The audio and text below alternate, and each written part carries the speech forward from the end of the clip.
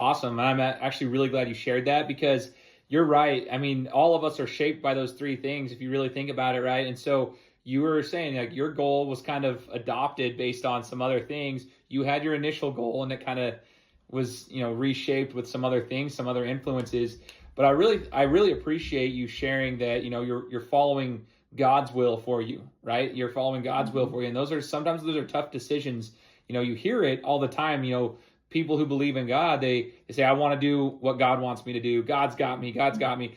But it's easier said than done. Being obedient to what you're being prompted, to do is a whole nother thing. And like you said, at that particular time in your life, up and leaving your job was probably not ideal. It was probably a tough decision to make, but you've seen the blessings come from it with that test of faith, that leap of faith that you took in him. So I think that's really cool. I appreciate you sharing that because I think there are a lot of people who need to hear that message for sure. So thank you for that.